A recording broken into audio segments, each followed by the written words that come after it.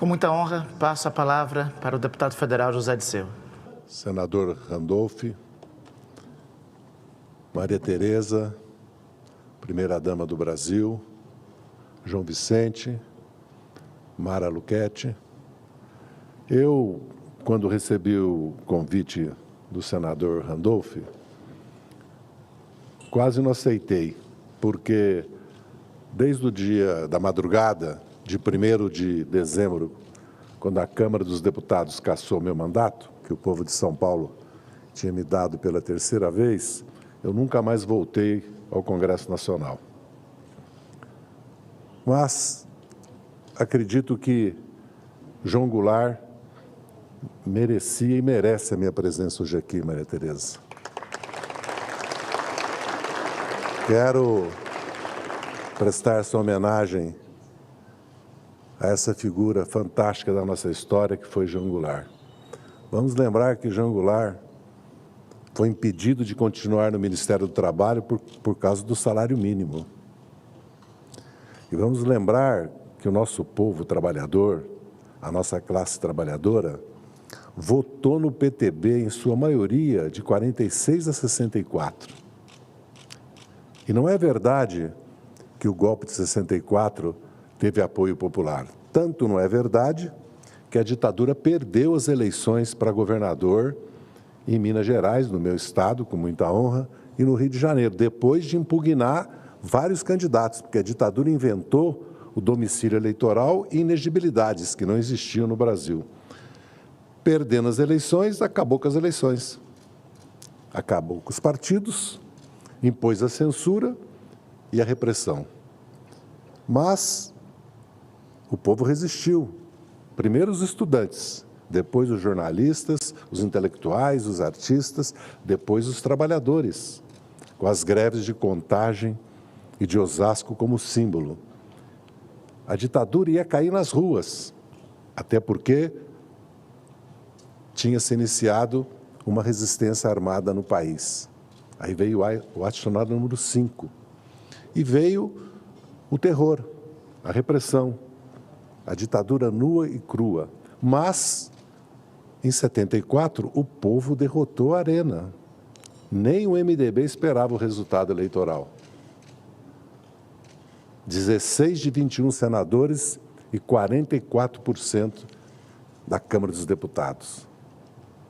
O que os militares fizeram? Fizeram um pacote de abril. E assim mesmo, perderam as eleições de 78.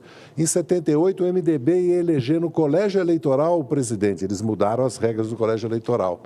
Mas a UNE foi reconstruída e surgiu um fator determinante na história do nosso país, a classe operária industrial que tinha sido criada no Brasil pela industrialização na sua segunda fase, a indústria pesada, a indústria química. Essa classe operária se levantou no ABC, surgindo a liderança do Lula. E nós tivemos depois a campanha das diretas.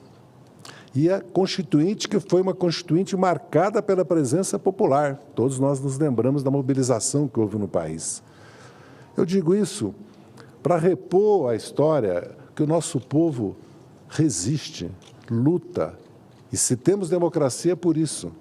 Porque como a extrema-direita e o conservadorismo cresceu no mundo todo, inclusive na América do Sul, nós acabamos de ter eleição na Argentina de um governo de extrema-direita, é preciso recolocar que a luta é que faz a lei, a luta política, a luta social. Esse é o nosso papel. Por isso que nós relembramos 64. Por isso que é um compromisso irrenunciável o esclarecimento sobre os mortos desaparecidos, a comissão de mortos desaparecidos, a luta pela verdade do que aconteceu. O nosso povo não parou de lutar. 5 vezes elegeu o Lula, a Dilma, presidente da República. E elegeria o Haddad.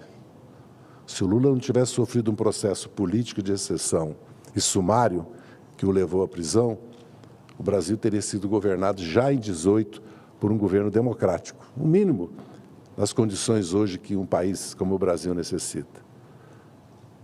Mas há um elemento que precisa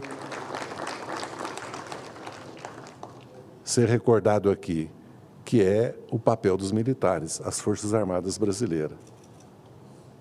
É preciso, e o Supremo Tribunal Federal já adotou uma decisão que não há poder moderador. O artigo 142, já por interpretação do próprio Supremo, não dá às Forças Armadas nenhum papel político. Nós não estamos no Império, no artigo 14 da Constituição do Império, que transformava o imperador em poder moderador. Nós estamos numa república democrática. Mas não basta a despolitização e a volta aos quartéis, porque isso aconteceu em 88. Mas por que, depois de 30 anos, os militares voltaram a organizar, a apoiar uma candidatura e depois constituir um governo praticamente cívico-militar? Porque vamos lembrar que a maioria do Estado-Maior do Exército foi para o governo do Bolsonaro. A questão principal, que é a educação nas escolas militares e o sistema de promoções e a prevalência do poder civil do presidente da República sobre o poder militar. Nunca houve isso no Brasil. O Ministério da Defesa foi esvaziado. O GSI é uma aberração. Existe um Ministério da Defesa, por que existia um GSI? Que cada vez mais acumula poderes. Agora o cibernético, o nuclear, a Secretaria de Assuntos Estratégicos, a segurança do presidente. A nossa agenda no mundo, o nosso presidente tem deixado claro, é a luta contra a fome, contra a desigualdade, é a luta pelas mudanças climáticas. Essa é a nossa agenda. É a luta pela democracia. Porque a democracia está em risco, sim, no mundo. Não é só no Brasil. É um período histórico, um ciclo histórico que nós estamos vivendo, que nós estamos vendo a realidade.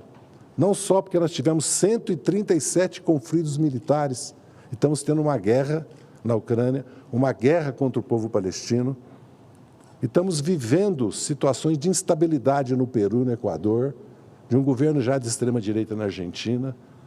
Então é preciso recordar para que não se repita. Mas é preciso continuar a luta democrática. Por que a democracia está em risco? A democracia está em risco porque não se fizeram as reformas estruturais, porque não há uma democracia social. Quando a democracia social deixa de existir, a democracia institucional política corre o risco. Então o Brasil precisa de um pacto nacional, de um acordo nacional, para que as forças políticas, as forças que representam tanto as classes trabalhadoras como setores importantes do empresariado e as camadas médias, democráticas, progressistas, se unir em torno de um programa. Não é possível que o Brasil perca outra oportunidade histórica, porque já abriu uma janela de oportunidade histórica para o Brasil, por causa da transição energética, por causa da transição ambiental, por causa das consequências do surgimento da China, da Índia, da Rússia, da Turquia e do Irã como potências. Há uma oportunidade, porque é preciso reestruturar o capitalismo no mundo. E o Brasil tem essa oportunidade, mas para isso o Brasil precisa internamente de uma unidade, de uma coesão, para que nós tenhamos força para fazer as mudanças que o Brasil precisa. Muito obrigado.